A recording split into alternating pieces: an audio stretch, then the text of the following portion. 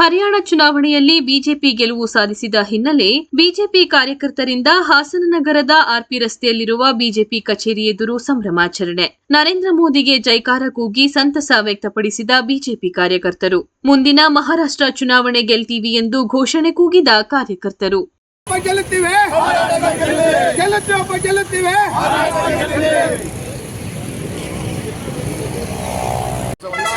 ಭಾರತೀಯ ಜನತಾ ಪಾರ್ಟಿ ಒಂದು ಮಟ್ಟಿಗೆ, ಯಾಕೆಂದರೆ ಏನು ಇವತ್ತು ಮಾಧ್ಯಮದಲ್ಲಿ ನಾವೆಲ್ಲ ನೋಡ್ಬೋದು, ಬಿಜೆಪಿ ಹೀನಾಯ ಸೋಲು ಅಂತ ನಾವೆಲ್ಲ ಕಂಡಿದ್ದೀವಿ. ಆದರೆ ಅದನ್ನು ಮೀರಿಸಿ ಇವತ್ತು ಭಾರತೀಯ ಜನತಾ ಪಾರ್ಟಿ ವಿಜಯೋತ್ಸವವನ್ನು ಹರಿಯಾಣದಲ್ಲಿ ಬಂದಿದೆ.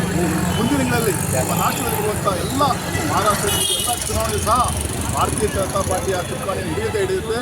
ಅದೇ ರೀತಿ ಜಮ್ಮು ಕಾಶ್ಮೀರ ಸಹ ಉತ್ತಮವಾದ ಒಂದು ಫಲಿತಾಂಶವನ್ನು ಭಾರತೀಯ ಜನತಾ ಪಾರ್ಟಿ ನಮ್ಮ ನರೇಂದ್ರ ಮೋದಿಯವರ ನೇತೃತ್ವದಲ್ಲಿ ಇವತ್ತು ಬಂದಿದೆ ಹೇಳಕ್ಕೆ ಬಹಳ ಸಂತೋಷವಾಗುತ್ತೆ.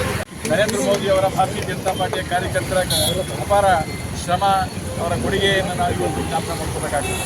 ವಿಶೇಷವಾಗಿ ಮಾಧ್ಯಮಗಳು ಏನು ಸಮೀಕ್ಷೆಗಳನ್ನು ಬಿಡುಗಡೆ ಮಾಡಿದ್ದು, ಆ ಎಲ್ಲ ಸಮೀಕ್ಷೆಗಳು ತಲೆಕೆಳಗಾಗಿ ಇವತ್ತು ಭಾರತೀಯ ಜನತಾ ಪಾರ್ಟಿ ಜಯಭೇರಿಯನ್ನು ಕೆಳಿಸಿದೆ.